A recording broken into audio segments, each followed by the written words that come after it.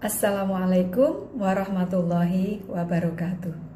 Hai, bagaimana kabar kalian anak-anakku? Mudah-mudahan semuanya dalam keadaan sehat dan tetap semangat belajar ya. Anak-anakku, mengawali tahun pelajaran baru ini, untuk kalian kelas 12, kalian akan belajar satu materi yang sangat bermanfaat untuk kalian semuanya.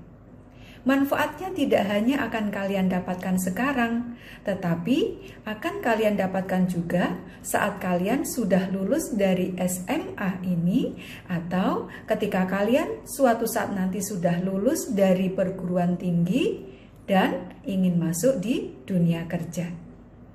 Materi apakah itu? Ya, surat lamaran pekerjaan.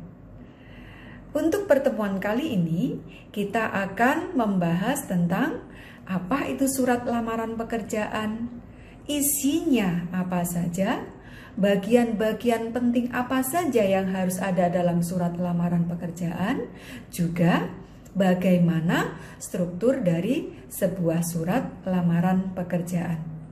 Mari kita pelajari bersama ya. Kompetensi dasar kita untuk kali ini berbunyi mengidentifikasi isi dan sistematika surat lamaran pekerjaan. Adapun tujuan pembelajarannya ada dua.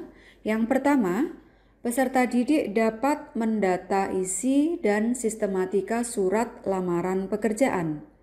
Yang kedua, peserta didik dapat menemukan hal-hal penting dalam surat lamaran pekerjaan. Coba, tentunya selama ini kalian sudah tahu apa yang dimaksud dengan surat lamaran pekerjaan. Ya, memang benar. Surat lamaran pekerjaan adalah surat permohonan untuk memperoleh suatu pekerjaan atau jabatan. Surat ini juga dapat didefinisikan sebagai surat yang berisi penawaran keahlian, kemampuan, atau jasa terhadap suatu perusahaan atau instansi tertentu. Coba sekarang kalian perhatikan satu contoh surat lamaran pekerjaan. Tolong perhatikan, mulai dari bagian paling atas sebelah kanan yang tertulis Kendal 6 Juli 2020. Kemudian di bagian bawahnya ada perihal lampiran, disusul dengan alamat yang dituju. Selanjutnya ada salam pembuka, ada alinea pembuka, ada bagian isi, selanjutnya ada alinea penutup. Berikutnya di bagian bawahnya ada salam penutup dan diakhiri dengan nama terang dari si pembuat surat. Dari contoh tadi, kita dapat menyimpulkan bahwa ada 3 hal penting yang harus diperhatikan dalam surat lamaran pekerjaan. Yang pertama, di sana kita harus mencantumkan jabatan apa yang kita inginkan. Berikutnya, yang kedua yang tidak boleh kita lupakan adalah identitas dari si pelamar.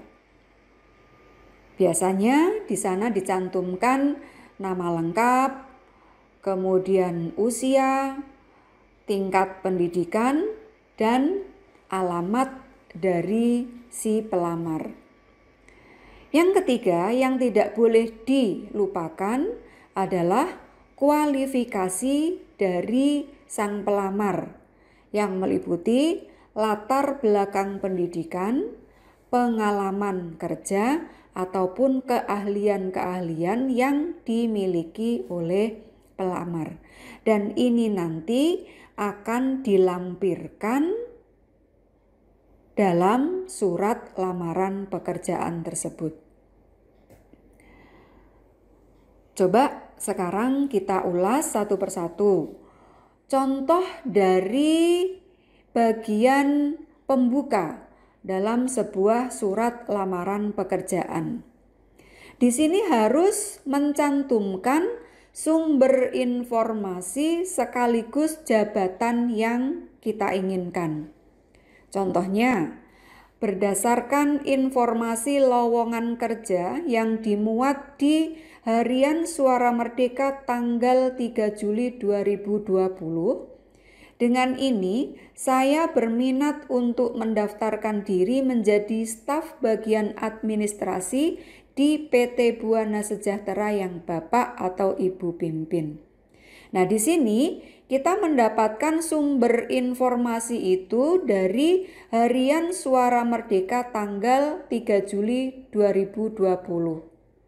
Dan sang pelamar berminat untuk menjadi staf bagian administrasi.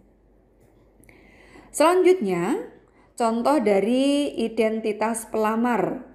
Tadi sudah dikatakan, dalam identitas ini paling tidak di sana kita harus mencantumkan nama. Misalnya namanya Bening Nurani, kemudian tempat tanggal lahir Kendal 20 Mei 1995, kemudian pendidikan sarjana ekonomi UNES, alamat Jalan Kutilang 187 Kendal. Berikutnya, kualifikasi dari pelamar.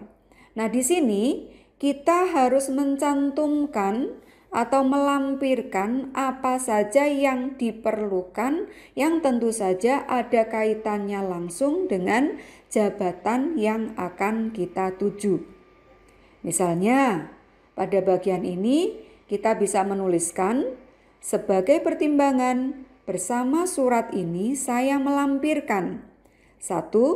Daftar riwayat hidup, 2. Fotokopi ijazah terakhir, 3. Fotokopi transkrip nilai, 4. Fotokopi KTP, 5. Fotokopi sertifikat pendidikan komputer dan bahasa Inggris. Berikutnya, kita akan mencoba melihat satu persatu struktur surat lamaran pekerjaan berdasarkan contoh dari surat lamaran kerja tadi. Yang pertama, kita bisa menyimpulkan bahwa struktur surat lamaran kerja yang nomor 1 adalah tanggal suratnya. Setelah tanggal surat, kita harus menuliskan hal. Yang ketiga, kita tuliskan lampiran. Yang keempat, ada alamat surat. Yang kelima, salam pembuka. Nomor 6, isi surat. Isi surat ini meliputi 3 hal, yaitu bagian pembuka, bagian inti, dan bagian penutup. Setelah itu, kita harus menuliskan salam penutup. Selanjutnya, kita tuliskan tanda tangan, dan yang terakhir kita akhiri dengan nama jelas, nama terang dari si penulis surat. Bagaimana? Mudah bukan? Sekarang kalian sudah paham benar apa yang dimaksud dengan surat lamaran pekerjaan? Bagian-bagian apa saja yang harus ada dalam surat lamaran pekerjaan, juga struktur yang ada dalam sebuah surat lamaran pekerjaan. Mudah-mudahan apa yang kita pelajari hari ini bisa bermanfaat untuk kalian semuanya. Kita ketemu lagi pada materi yang berikutnya. Wassalamualaikum warahmatullahi wabarakatuh.